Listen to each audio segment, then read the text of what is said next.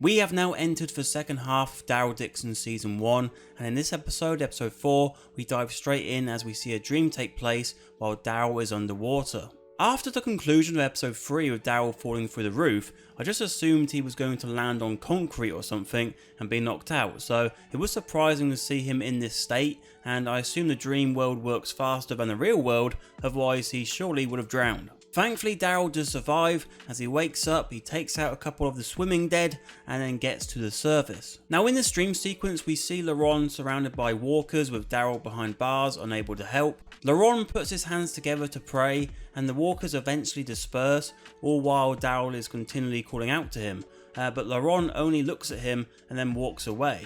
So with all this, it seems to be foreshadowing that LaRon will leave Daryl in the future.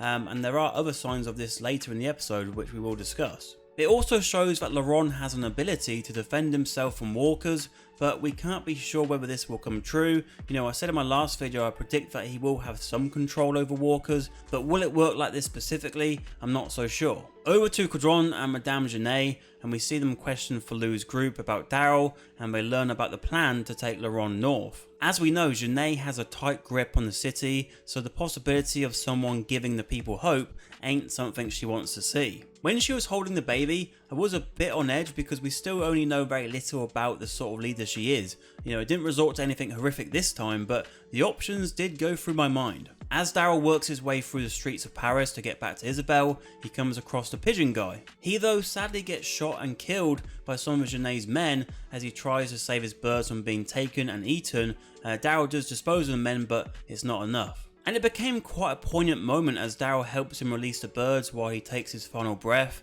Daryl of course has gone through many situations like this in the past where innocent people get caught up in the crossfire of war, and even though we haven't seen this character much at all, it's clear that he was someone who protected what he loves. And from Daryl's reaction, I felt like he was relating to that, because whether it be Dog, his American family, or his new companions in France, he would also die for those he cares about. After this, Daryl reunites with Isabel at the apartment and she gives him a big hug, and Daryl thinks that LaRon went to the Eiffel Tower. As they walk, Daryl says Paris kinda sucks, which seems to be a result of his anger taking over after the death earlier, as we do see him unleash this later on in the episode. LaRon arrives at the Eiffel Tower, and I love the roar of sound that comes from it as it really sets an ominous tone. LaRon peeks around and a herd of walkers approach him, and there's no powers on show here as he finds a spot to hide. Isabel and Daryl get there and start taking out the walkers, with Daryl smacking them up with his mace, which is always very satisfying. LaRon gets taken by some of Quinn's men, but one is left behind alive for Daryl and Isabel to interrogate. We find out later how they knew where to find LaRon, because Anna told Quinn that LaRon would likely have gone there because they had a conversation about the Eiffel Tower earlier. Now how this all went down was a little bit silly, because if the car arrived before Daryl and Isabel got there, why did they wait to get LaRon? And if it arrived afterwards, surely they would have seen it pull up, like it was literally right next to them. See, now that's some bullshit. Anyway, to the interrogation, and the guy just basically calls Isabel a slut and references her old life, thus revealing who these men work for. Daryl plays the bad cop though, and he unleashes the built up anger on this guy via a telling of the story about a kid called Jimmy and a piglet. Even though he denies it later to Isabel, this story is surely about him, and to be honest, it was quite a Negan style technique he used. Little pig, let me in.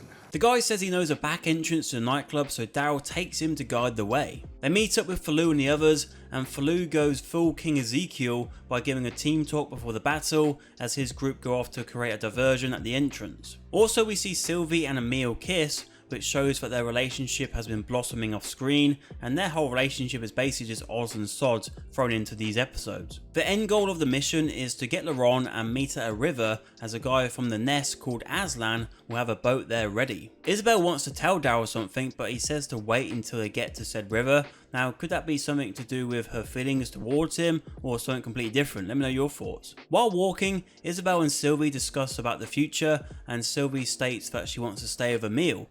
She does also ask about Daryl to Isabel, but Isabel is coy on the subject. In regards to Isabel and Daryl, Isabel has shown her cards much more, but with Daryl, he's always been a tougher nut to crack, and it wasn't that long ago that he was with someone, so he's likely even more cautious to open himself up romantically again. While all this has been going on, Quinn has been connecting with Laurent and meets with Janae. Quinn is like an Animal Crossing player ready to complete his art collection, as he is ready to trade with Janae Daryl for Monet's Japanese footbridge. She asks about the boy, but he doesn't reveal that information as he needs him to get Isabel back. Anna is put in charge to look after Laurent, and she is clearly not happy with how she's being treated. Down in the tunnels, the guy escorts Daryl through the back entrance and decides to betray him. It doesn't end well though, as Daryl serves him up to the walkers and gives him his final words, bon appetit. Falu's group have a decent bit of back and forth action where Emile comes out injured. While this is happening, Anna and Laurent have a conversation, and Anna says that she wants Laurent where he's happiest,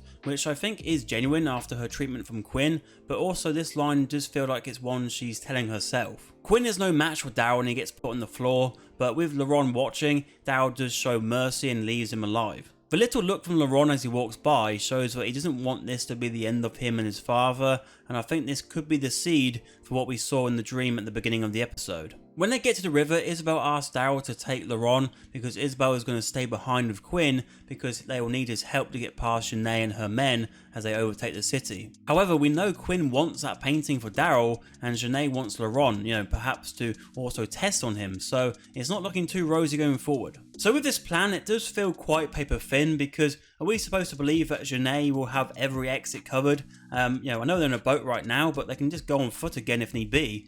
So yeah, just feel like the creators wanted to find a way to get Isabel out of the story so we could have some more alone time with Daryl and Laurent. But yeah, it's a bit of a stupid way to go about it, really. What a load of bollocks!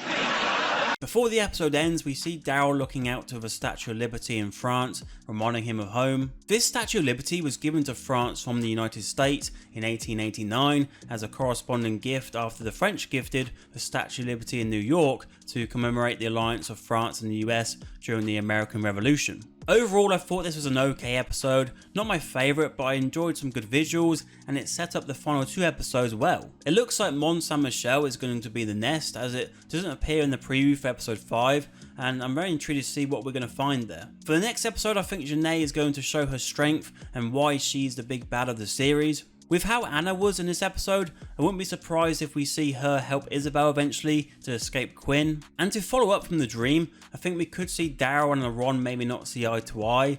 And also I think with the variant walker coming into play next episode, Laurent could go up against that walker, and that's where we could see his powers come to light. But what do you think of this episode? And with only 2 episodes to go, what are you hoping to see? Let me know your thoughts all down below. And if you want to watch another video, on screen is a review for the new sci-fi film, The Curator.